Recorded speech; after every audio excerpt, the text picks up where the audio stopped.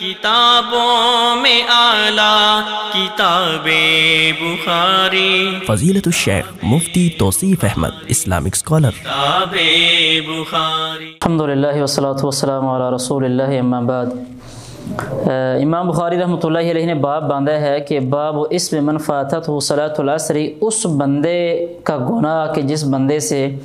عصر کی نماز کی فضیلت، عصر کی نماز فوت ہو گئی، کہ کتنا بڑا گناہ ہے۔ اس سے پیچھے ہم حدیث میں پڑھ چکے ہیں، بلکہ انشاءاللہ تعالی آگے بھی اس کے متعلق یہ بات آئے گی کہ عصر کی نماز کی فضیلت بھی بہت زیادہ ہے۔ انشاءاللہ تعالی وہ آگے ایک درس میں بات آئے گی، اس پہ بات کریں گے۔ تو یہاں مسئلہ یہ بیان فرمایا کہ ایک بہت بڑا نقصان ہے ایک انسان کا کہ جس انسان کی عصر کی نماز وہ ضائع ہو گئی۔ حدیث بیان فرماتے ہیں، کہتے ہیں ہمیں عبداللہ بن یوسف انہوں نے حدیث بیان کی، یہ امام بخاری، امام ابو حاتم، امام ابن معین وغیرہ کے استاد ہیں، اور حدیث بیان کی عبداللہ بن عمر رضی اللہ تعالیٰ فرمایا کہ ان رسول اللہ قال صلی اللہ علیہ وسلم قال الذي تفوته صلاۃ العصر فكأنما وتر اهله وماله، فرمایا جس اللہ کے رسول علیہ السلام کا فرمان کہ جس بندے سے اس کی عصر کی نماز فوت ہو گئی، وہ بندہ ایسے ہے کہ جیسے اس بندے سے اس کا مال، اس کا اہل و عیال، اس کے بیوی بچے سارا کچھ چھین لیا گیا۔ یہاں سے اندازہ یہ لگائیں، ایک بندے سے ہمارا 100 روپیہ گم ہو جائے، 50 روپے گم ہو جائیں تو بندے کو کتنی تکلیف ہوتی ہے، بندہ اس کو ڈھونڈنا شروع کر دیتا ہے۔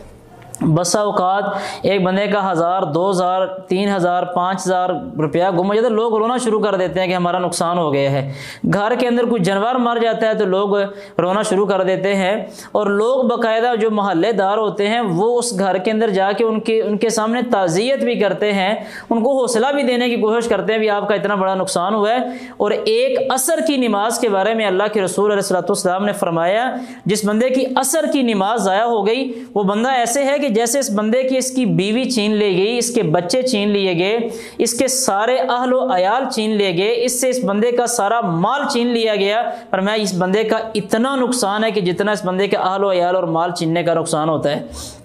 اور یہیں سے ہمیں یہ بات سمجھ لینی چاہیے کہ عصر کی نماز کی تاکید اللہ کے رسول صلی اللہ علیہ وسلم نے کتنی کی ہے۔ آگے بھی حدیث بھی